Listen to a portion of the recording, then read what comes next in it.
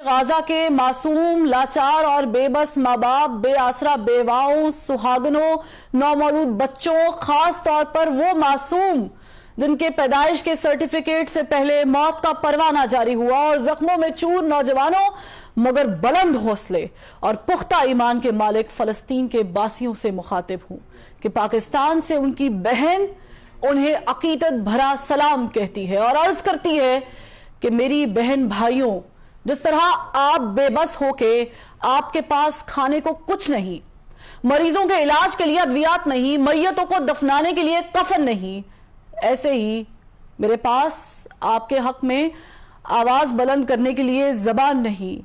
ہمت نہیں، حوصلہ نہیں، اور وہ الفاظ نہیں جو آپ کے دکھوں کا مداوع کر سکیں، وہ طاقت نہیں کہ عالمی استعماری قوتوں کے در و بام ہلا سکے،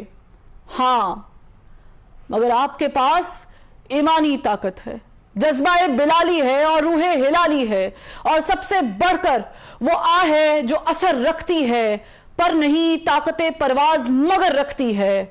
آسمان کا سینہ چیر سکتی ہے، اوج ثریا کی بلندیوں پر پرواز کرتے ہوئے عرش معلی پر دستک دے سکتی ہے، اور اللہ تعالیٰ کو یہ بتا سکتی ہے کہ دنیا میں موجود 2 ارب مسلمان چند ملین یہودیوں کا محاصرہ نہیں کر سکتے،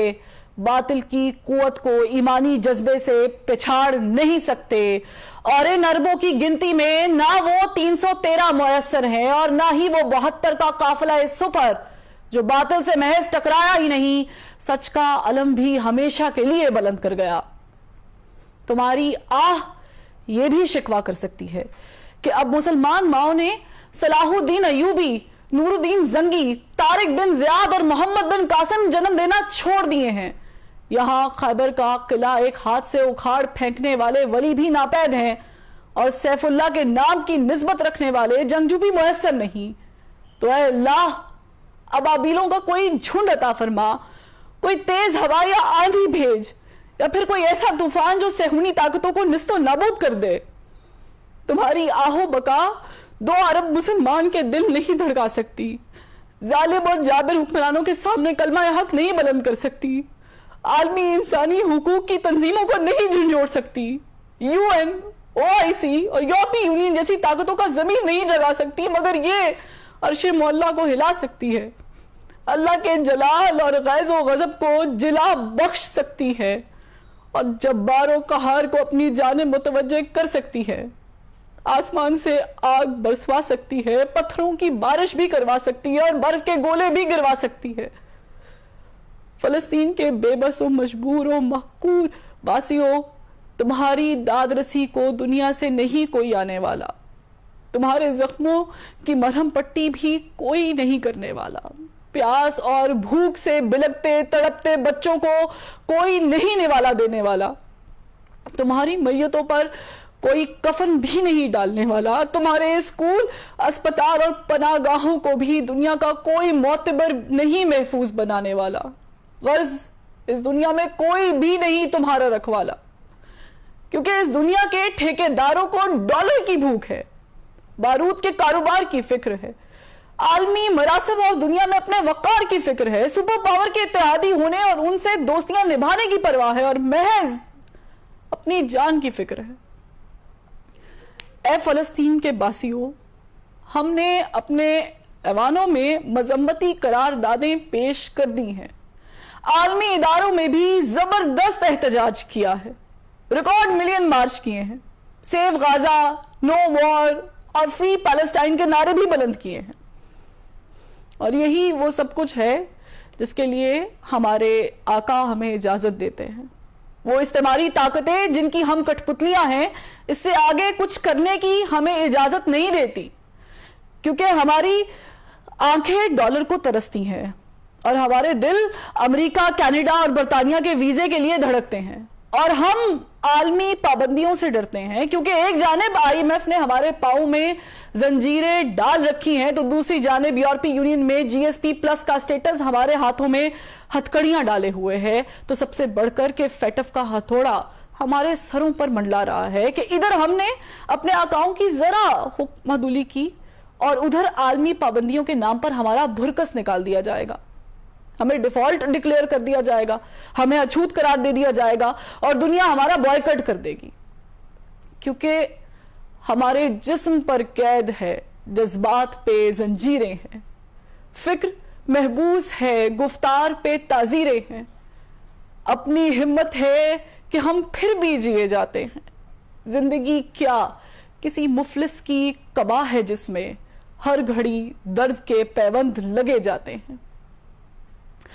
اے فلسطین کے باسیوں, آج ہماری حالت افریقہ میں معصوم بچے کے فوٹو اتارنے والے کیمرامین کیون کارٹر جیسی ہے, کہ جس نے موت کا شکار ہوتے اس بچے کی محض تصویر بنانے کا انتظار کیا اور اس کے لیے گدھ کو اس کا جسم نوچنے دیا. مگر میرا سر شرم سے جھکا جاتا ہے کہ اس فوٹوگرافر نے غیرت کھا کر بعد ازاں خودکشی کر لی تھی, مگر ہم میں اتنی بھی ہمت نہیں. ہم دیکھ رہے ہیں کہ بڑی بڑی ٹانگوں اور چونچ والے گدھ ہمارے معصوموں کا جسم نوچ رہے ہیں اور ان کے مرنے کا انتظار بھی نہیں کر رہے, اور ہم ان گدھوں کو وہاں سے ہٹانے اور تمہیں بچانے کے لیے کچھ بھی نہیں کر رہے. یہ گدھ تمہارے اسپتالوں پر بارود برسا رہے ہیں, یہ اسکولوں پر میزائل داغ کر انہیں کھنڈرات بنا رہے ہیں, اور یہ پناہ گزین کیمپوں پر بمباری کر کے تمہاری نسل پر زمین تنگ کر رہے ہیں. یہ تمہیں فلسطین سے نکل جانے کے لیے زبردستی مجبور کر رہے ہیں, اور اگر تم اپنے وطن میں رہو گے تو یہ ایٹم بم یا فاسفورس برسا کر تمہارا نام و نشان مٹا دیں گے. ہم ان کے ارادے بھانپ رہے ہیں, ان کی باتیں سن رہے ہیں اور ان کی حرکتیں بھی نوٹ کر رہے ہیں. حیرت کی بات یہ ہے کہ ہمارے پاس ٹینک ہے, میزائل ہیں, راکٹ ہیں, بم ہیں اور بارود بھی ہے, مگر وہ جذبہ ایمانی نہیں ہے کہ باطل سے ٹکرا جائے. کبھی ہم میں بھی ایسے لیڈر تھے جنہوں نے دشت تو دشت دریا بھی نہ چھوڑے, بحر ظلمات میں بھی دوڑا دیے گھوڑے. آج نہ دریا ہے ہماری راہ میں حائل, نہ سمندر, نہ صحرا, نہ گھوڑے چاہیے, نہ زرہ چاہیے اور نہ ہی تلواریں. آج بس جذبہ ایمانی چاہیے, مگر اے غازہ کے باسیوں, جذبہ ہمارے پاس نہیں,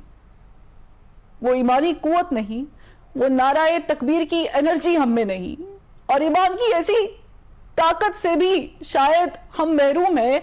جو آپ کے روم روم میں بھری ہے, کیونکہ ہمارے ہاتھ بے زور ہیں, الہات سے دل خوگر ہیں, امتی باعث رسوائی پیغمبر ہیں. اے غزہ کے باسیوں, میرا دل رنجور ہے, میرا دماغ شل ہے اور میری زبان گنگ ہے. میں الفاظ تو ادا کر رہی ہوں, مگر میں جانتی ہوں کہ میں اپنے ایمان کے اس کمزور ترین درجے پر ہوں جب میں فقط دل میں برا مان سکتی ہوں, اس سے بڑھ کے کچھ نہیں کر سکتی. میں آپ سے ہزاروں میل دور بیٹھی فقط اشک بہا سکتی ہوں, اللہ کے حضور گڑگڑا سکتی ہوں, سجدوں میں آنسو بہا سکتی ہوں, رب کی بارگاہ میں التجا کر سکتی ہوں. اس سے بڑھ کر میرے پاؤں میں بیڑیاں ہیں, میرے خیالات پر پابندیاں ہیں اور میری سوچوں پر پہرے ہیں. اے غزہ کے باسیوں, میں آپ سے ہاتھ جوڑ کر درخواست گزار ہوں کہ مجھ سے اور میرے جیسے ہزاروں لاکھوں کروڑوں سے خفا نہ ہوئیے گا. بے شک ہم آپ کے گناہ گار ہیں, کیونکہ آپ کے مجرموں کو دیکھ کر اپنی آنکھیں موندے ہوئے ہیں, مگر ہماری مجبوری سمجھ کر معاف کر دیجئے گا. ہماری آپ کا مدد نہ کرنا آپ اپنی آزمائش سمجھ لیجئے گا, ٹھیک ویسے جیسے اللہ تعالیٰ فرماتا ہے کہ وہ اپنے پیاروں کو آزماتا ہے, اس لیے ہمیں اپنی آہوں میں شمار نہ کیجئے گا اور اللہ سے ہماری شکایت بھی نہ کیجئے گا. آپ کے معصوم جو شہید ہو رہے ہیں ان سے اللہ کی ملاقات ہوگی, دنیا میں ان پر کیا بیتی اس پر بھی بات ہوگی. خدا را اپنے معصوموں کو تلقین کیجئے گا کہ وہ اللہ سے ہماری شکایت نہ کرے, بلکہ اللہ سے یہ درخواست کرے کہ وہ ہمارے جیسے کمزور ایمان والوں کو طاقت عطا کرے, کیونکہ ہم بھولے ہوئے ہیں کہ منفعت ایک ہے, اس قوم کا نقصان بھی ایک ہی سب کا نبی, دین بھی, ایوا بھی ایک, حرم پاک بھی, اللہ بھی, قرآن بھی ایک. کچھ بڑی بات تھی ہوتے جو مسلمان بھی ایک. آج اس تمہاری طاقتوں نے ہمیں تقسیم کر رکھا ہے. اپنے اپنے مفادات میں الجھا رکھا ہے، فرقہ بندی اور ذات پات میں منقسم کر رکھا ہے، کیونکہ وہ جانتے ہیں کہ جب تک ہم تقسیم رہیں گے اور ایک کے فلسفے سے دور رہیں گے تب تک وہ ہم پر حکمرانی کرتے رہیں گے، ہمارا خون بہاتے رہیں گے اور ہمیں جینے کی بھیک مانگنے پر مجبور کرتے رہیں گے۔ مگر اے غزہ کے باسیوں، میری آپ سے التجا ہے، میری آپ سے التجا ہے کہ چند روز، اے میری جان، فقط چند ہی روز ظلم کی چھاؤں میں دم لینے پہ مجبور ہیں ہم، اور کچھ دیر ستم سہ لیں، تڑپ لیں، رو لیں، اپنے اجداد کی میراث سے معذور ہیں ہم، لیکن اب ظلم کی میعاد کے دن تھوڑے ہیں، ایک ذرا صبر کے فریاد کے دن تھوڑے ہیں، ایک ذرا صبر کے فریاد کے دن تھوڑے ہیں۔